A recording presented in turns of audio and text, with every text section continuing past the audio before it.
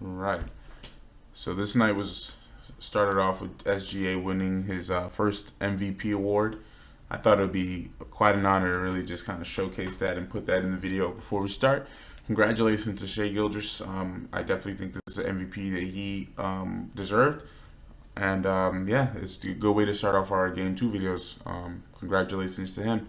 And with that, we're going to jump right into the Oklahoma City Thunder and the Minnesota Timberwolves Game 2. So I'll see you there. Let's look at the box score.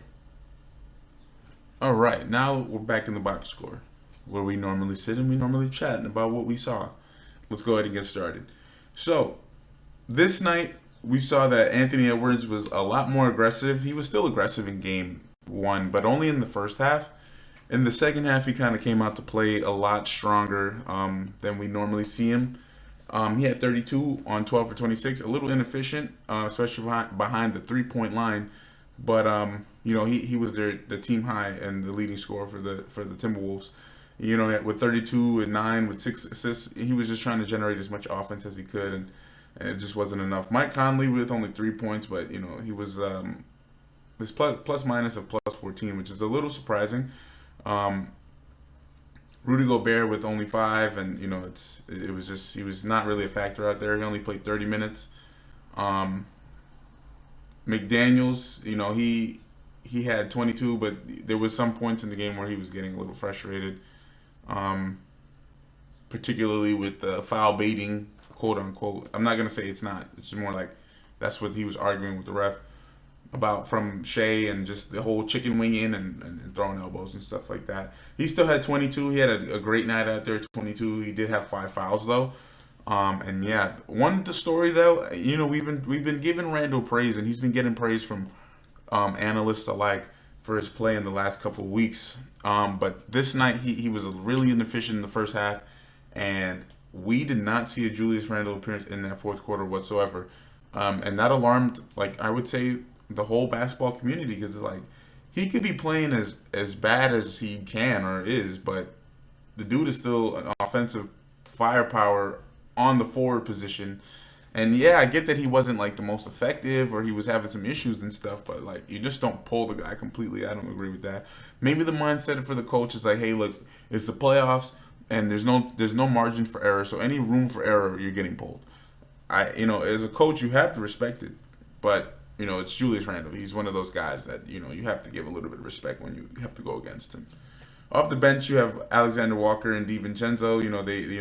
The normal names off the bench. Naz Reid with double digits. So they got some firepower from the bench, but the starting lineup was just, they didn't really do too well out there. Let's jump over to OKC real fast. Of course, you have Shea Gildress MVP night. He goes for 38, 12 for 21. Definitely not a bad night at all. 8 assists with 3 rebounds and 3 steals. Only 1 turnover. He did get into some foul trouble, but he was literally the show that night. The show was about him, and he came to perform. Chet with 22, again, my X factor. Chet, he's still doing what he's got to do. In the first game, Julius Randle started off hot. Chet had a decent game with 15, but 8 for 17, 22 with 4 rebounds. It's a great night out there. Jalen Williams, 12 for 20. This guy has just been on a tear. 26 and 10, 5 assists with a steal, no turnovers. Come on, you can't ask for a better stat sheet than that. Hartenstein with not too much going on, but 6 points. He did have 8 rebounds, and he was making his presence known out there. Not too crazy, but nothing too surprising there. He's doing what he's got to do out there. He's setting them screens, playing some defense, things that don't show up on the stat sheet. Same thing with Lou Dort, 3 for 9, 33%, 2 threes, but he had 2 steals and playing defense out there, 8 rebounds, doing what he got to do. Plus 29 on the box, he was locking stuff up. Not too much from the bench. We have Caruso with 9 and Cason Wallace with 8, and he had a steal in the block. But other than that, they really didn't really. They had maybe 8 guys that were really running. Everybody else was kind of garbage time. But this is a dominant win. 2 back-to-back wins at home. Oklahoma City, I feel like they have demoralized the Timberwolves. And I'm gonna go on a small rant here. I think, like I said in my prediction video, the Minnesota Timberwolves just left a lot to be desired in the 2 wins they had coming into the conference finals. That's why I just didn't like a finals run for them. Just is not realistic. Not because Oklahoma City's better. It's just more like Minnesota is just like they have not faced nearly the level of competition that they would have need to prepare them for this moment. If they had played the Lakers, yes. The Golden State Warriors in round two, where you expect the competition to heat up a little bit, you played a team where their superstar disappeared. You beat them, mind you, you beat them the 4 games that he didn't suit up. The one game, I keep saying that, the one game Steph suited up, Timberwolves, they lost. The 4 games he didn't suit up, they beat them. Not saying that the Timberwolves weren't good enough to beat them, but we obviously can see that Steph, somebody on that superstar floor that could space it, hit some shots, they were going to give Oklahoma City a problem. Oklahoma City. They were going to give Minnesota a problem. So I just think that they did themselves a disservice by not facing Curry and a fully healthy Warriors team, because that team was also on the pounce for trying to make a finals run. So it would have been the perfect pedigree to beat. But with no Curry, it's like you really didn't really play them like that. Like you didn't really go through the Warriors scheme like that. And now it's like you go to Oklahoma City where they have 3, 4, 5 options on the floor at a time. It's looking like they're ill matched out there. Rudy Gobert had 2 bad games, and his performance has declined in the playoffs because when he started with the Lakers, he was doing decent. He had that monster game, nowhere to be found in the he was making some splash in the Warriors series, especially that game where everybody was going to the rim and just making layups. But other than that, there's nothing really out there like that. Anthony Edwards with the multiple ankle injury scares and stuff like that. Like, I think this team is I'd say like maybe they're cooked, bro. I think this Minnesota team is cooked. This Thunder's team is just this is the team they need to beat. Not need like they're better, but need like this is only gonna give them the fuel they need to go in the East, because like the competition out West is way better than it is out East, and if this is what the finals of the conference has to give, because we all knew it was supposed to be a Warriors Thunder finals, that would have been a great finals. But Oklahoma City, it's looking like Shea is going to not only have an MVP season, but he might be going for his first title. So that's what I'm seeing out there. Let's take a look at some key plays that I thought made the game, and then we'll get over to our other game. All right. So where things really started going south for Minnesota, which is funny, it's one of the most northern states, is that is right after in the middle of the third quarter. Oklahoma City kind of put together a run. We could go ahead and start taking a look at it. So we see Shea getting the ball by the timeline. He hits a little in and out, and because number 3 is out of position, McDaniels, they are able to just walk into a catch and shoot 3, and they were able to lace one through. That's textbook, like just catching it and passing it. So now we have, I believe this is Williams carrying the ball. We have Hartenstein running his lane. Now he's trying to go middle, using his body against Conley because he's smaller, and then Edwards offers help, but he's just too strong going over Mike Conley. So that's some areas of concern. Their point guard position with Mike Conley is in desperate need of an upgrade, and we're gonna keep looking at that. We're gonna see this as the series goes on. Shea's carrying it down, coming down the left side, takes the screen going middle. Gathers 3, does a little cross push. He does a little push dribble into the lane and just finishes that. That's you might have to study that move. That move was actually really good. He had 3 around him, but 1 dribble to escape and right to the rim. That was some agility right there. Now we have Randall coming down, trying to take it over the top. Gets it. Lou Dort just comes and strips it. Now they're running. Shea's coming up the field. Let's see. He has numbers, but now he doesn't. Now the number situation is gone. He just attacks downhill. Randall's a step late because he's running. He's not really covering anybody, and he's in that position where he's helping. His help is it's detrimental to a point because now you're just in the way. Just let him get the layup. Now you're giving up extra points. They're just tearing them. So here we go. OKC, they're just walking down. Now he has DiVincenzo on him. He's definitely good laterally, but all he does is just get to that spot, and once he gets to that spot, it's he rises up. You can't stop that guy. So he just knows where to find the open space on the floor, and he just knows how to get there and get to a shot. And it's like, you need to study this. There we go, Caruso sitting right below the pick. There we go. Does a little stop, finds Case and Wallace out above the arc, and they just, again, the Timberwolves in this zone is just not working. It's just like they're getting like just easy passes, and they're able to just crack through it, and they're just shooting them out of the zone right now. There we go. We have DiVincenzo. If they decide to answer back, they pitch it off. Here we go. Pick and roll. Rudy Gobert, a little late on the roll. That gets deflected. So they're running some good offense. It's just, the executions are just a smidge late. And this was the hammer on the head. This is where everything kind of came crashing down for Minnesota. And once I saw this play live, it was like, yeah, the game's over. Like I feel like there's no coming back from that. You have Chet Holmgren. The crowd's is fired up. Everybody's excited. Alley-oop on your head. It was no coming back from that.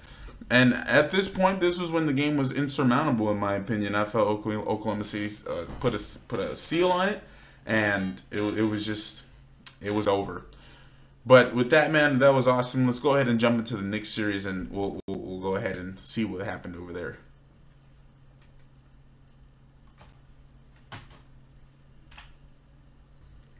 Okay, so now we're on to the Indiana Pacers and New York Knicks. And quite honestly, there's no video to show first off because I only started that with the Oklahoma City Thunder because you just, in honor of covering that Shai's the MVP, it was just an honorable moment, 10-pole event. So something to add to it. But let's go ahead and jump right into the Knicks Pacers. And boy, do we have a convo to have. We have a conversation to have, and I think we're starting to pinpoint some of these key elements that the Knicks need to start adjusting in their roster, because now it's a roster problem and not necessarily talent, but the roster itself. All right, let's go ahead and take a look. So Indiana came into New York obviously after that game one high, and the sentiment was like, okay, so with that is Oklahoma City recency. Is New York going to come out with some fire? Because it's like you had the city was fired up. People were fired up. People were angry that they lost that game. It felt like they got cheated, even though they didn't. And I'm not going to lie. I remember I spoke to, not spoke to, but I remember when the Knicks actually entered the conference finals and they did that whole throw the garbage on the Pacers fan. That this is like the super karma for that. That's what I mean with the hubris with Knicks fans. They need to just chill. So like nobody feels bad that they're down 0-2 because like you're throwing garbage on people and shit. I get that you guys have been deprived of winning for a while, so it feels good to just be in the conference finals. But I think you guys might have jumped too soon, like I said was gonna happen. All right, but you still want New York to win, man. You gotta root for the hometown. Anyway. So if we go ahead and take a look at this, you thought Indiana was going to come out with a little bit more heat, but they did. I'm sorry, you thought New York was going to come out with more heat, and they actually did. They weren't playing too bad. We had Brunson with 36, you had Karl Anthony with 20, Mikal Bridges with 20, OG with 8-16, Josh Hart with 6 and 6. But it was really. In all, Josh Hart could have gave them a little bit more. Mitchell Robinson could not have done anything more. Like, this dude was out there just rebounding his face off, man. 3 blocks, man. And they just didn't. They weren't jacking, bro. Campaign, he really like donuts across the board. He really didn't do much. Assists with a turnover, so it kind of cancels out. McBride, he had 5 with some assists, but not much. And I'm going to get to this in a second. Let's go ahead and look at Indiana. With Indiana, you got to give them their respect. Again, they always have those 5 guys. I told you about their depth. I said, Indiana has a deep team, and they can run guys, and they can run dudes. You know what I'm saying? So, again, you see the starters. I got to go back and look at every video that I've done on Indiana in this playoff run. I could have sworn at least 3 to 5 of their starters always has double digits, man. It's not like the Knicks where they kind of, 27 shots are coming from one dude, and then you got 14 from another guy, and then 11, 18. Like, you see, like, that's, and then everybody else kind of just, like, waits for the ball. Look at these shots. Like, even off the bench, dudes are taking at least 3, 4 shots. Like, 8 shots from McConnell, 16 Halliburton, but 10, 7, but he has 12, 23, but he has 39. You see what I'm saying? Like, so the shot distribution goes around. It does not go around as well in New York. You have Pascal. He was the man of the hour at 39. He didn't really play too well in game one, but he came back to set a statement. He has NBA champion pedigree in him, and he's a dog. Like, and he does not need any, like, he just plays good basketball, and I think that's why, like, when you play against him, you hate him, but when he's on your team, you love him, man. He's awesome. Nesmith, obviously he came in with that the game 3. He was the heroic guy in game 3, but he didn't really play too well this game, contained, but he's still good nonetheless. Miles Turner was 16, only 3 rebounds, but he was still doing what he had to do, scoring the ball. Nembhard with 12, and Halliburton with 14 with 11. So a double-double for him. And you see, and then one thing we're going to talk about, look at the depth in the bench. Like, Toppin, McConnell, Shepherd, Mathurin. So the 4 people off the bench played double-digit minutes. Now, versus the Knicks, where only McBride played 25. Cam, he played 9. He wasn't really doing much out there. And then really the only real sub was Mitchell Robinson, and that's where the Knicks are gonna be in trouble. Like, their depth is not there. Like, they don't have a bench their bench, like, Campaign and McBride is not going to do it. Like, you need more players on the bench. Like, you have Tucker, Achua, Dylan Wright, Shamet, like those. You have 6 guys that are just not playing, taking up rosters, but they need to upgrade that bench. They need at least 1 or 2 more veterans. Like, one veteran that's gonna, like, Mitchell. If you want to keep Mitchell on the veteran status and he come off the bench and play some defense, grab some rebounds, you need somebody off the bench who's just like a guaranteed 10, 15 every night. Like, the Knicks don't have that. Maybe if Westbrook, if he's off his deal and they want to experiment with that, maybe, but they need something. They need something off that bench. If they need some firepower off the bench, and that's really coming to hurt them. Their starters can get it done, but we've had this conversation all year. All Tom Thibodeau's New York Knicks head coaching tenure, we've had this convo. Like, hey, fucking take the starters out, man. Like, we need a bench. We need dudes to give these guys some of these guys need a couple games off, man. Like Mikal Bridges is called the Iron Man, bro, because he doesn't not play. Like, I get that's like, we love a dude who show up to work every day, but if you're showing up to work and you're not winning, who gives a fuck, man? You need a bench. The Knicks need a bench. Indiana has their number. They're about to head back to Indiana. All they got to do is win 1. And the statistical jail, we already got into this. If they win 1 the first games, it's cooked. The Knicks are like, it's not even happening. If they win the second one, put them in the 3-1, statistically speaking, it doesn't matter how it looks. If Indiana wins 1 of those games, it's over for New York. So, with that being said, let's go ahead and take a look at some of the key plays that we thought we need to look at, and we'll go ahead and wrap this one up. All right. So, and in my analysis, it was just, hey, like, let's just go ahead and look at the last 2 minutes of the game. That's where the game really came down to. So we have Brunson. I think I'm covering it, but the Knicks are down 8. Mind you, they were winning in this game. There were points they had the lead. Indiana had the lead. They were going back and forth. Going into the fourth, the Knicks, their fourth quarters have been really bad the last couple games, minus the Celtics win, but their fourth quarters have been really shitty. We go ahead and we see Karl Anthony with the high pick and roll, and they're coming downhill. It's just to really get everybody out of position. Brunson, he attacks him, pushes, he does a little push cross, takes a 3. Now the Knicks are in within 5, so the game ain't over. It's not over at all. Brunson, that's a big shot. That's a big shot. That's gonna come back to haunt them though. But let's go ahead and look again. So now we have Brunson again. The refs are letting it play. Everybody's like he's fouling, but they're gonna let it play. This is the playoffs, bro. Brunson, he's taking him downhill down the middle. He does his little push step, and he does a little floater with the left, going right. That's money. He just hit 5 in a row. All right, looks good. I like what I'm seeing. Does Indiana have what it takes to answer? Now let's go ahead and see. Brunson again. We're within 20 seconds. Push cross, step back, fakes it, finds Hart with the bounce pass, easy layup. We're in a 1-point game. Are we having the opposite of what happened the night before? Indiana, they don't call timeout.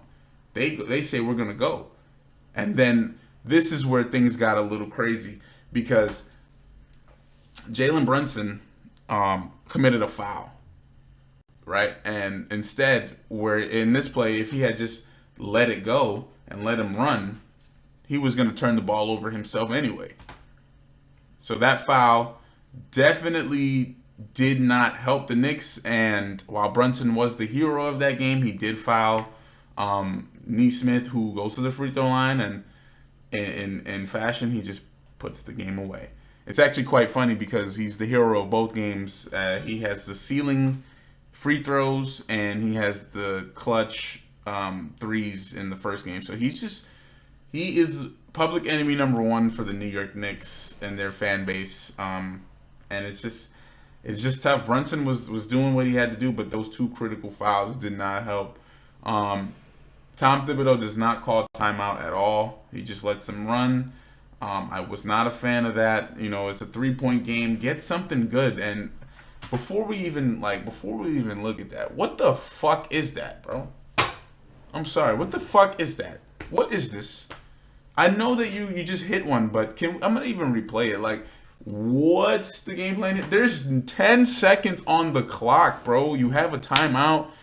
Like, can you at least let Karl Anthony go and try to rebound? Can we at least can we swing it around so they're disoriented a little bit? Like, my nigga, your heel is by the logo, man. What are you doing? What is that? That's not the shot. That's not the shot. The Knicks, Tom Thibodeau. Like, I want to see Tom Thibodeau's reaction. He's confused. He's like, what the fuck? Like, he could see the shot clock from there. We all can see the shot clock from there. Like, it's like, bro, what is this? It doesn't even, it hits the backboard. They're not even in position to rebound. They almost have a chance, but the Knicks, they just did. That was not it. That was a horrible shot, and I don't know what he was thinking. I don't know how open he thought he was, but I just think he didn't even really give the Knicks a chance to really win. Him and Tom Thibodeau, I'm blaming both of them. I'm blaming Tom Thibodeau because you're the head coach. I don't give a fuck. We call it timeout. It's gonna come down to this play that I designed, and you're gonna run it, or you're gonna We didn't have to waste any time pushing it into the half court. If you were gonna we could have gave it more time. Like, you could have called timeout, got it in, ran a set, got a shot. But no, you wanted him to just come down and hit the shot, and then what? And then what? Play defense? That's stupid.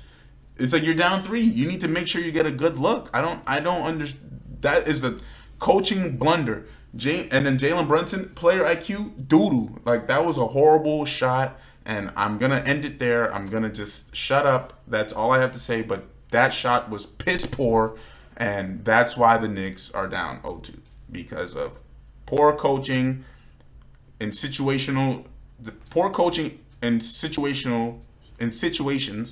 specifically, and just bad player IQ. Like, you have Mikal Bridges, Cat, OG, Hart. All those guys can knock a shot down. Obviously in a specific order, but the personnel's on the floor. And Jalen Brunson just said, "Fuck it, I have 39. I'm gonna go for it." And again, I told you that's how teams lose. That's how Donovan Mitchell was. They were able to beat him. He could have 40 all fucking day. You could have 40, 50 all day, bro. It don't matter. If we know the shots are coming from one person, we can funnel that. And they did. They ran the perfect. They put a wall at the 3-point line. Like, They literally put a wall for him. Like, they was like, yo, you're not. There's 4 bodies around him. You know what I'm saying? So I'm gonna end it at that. I want to thank you guys so much for joining the wave. And yeah, these game twos have they've been polar opposite for both conferences. Oklahoma City's dominating, and the Knicks are shitting the bed. So with that, I want to thank you guys so much for watching. I'm your host, Coach Andre, and I'm gonna see you guys on the next one, man. Peace out, ciao, and I'll see you later.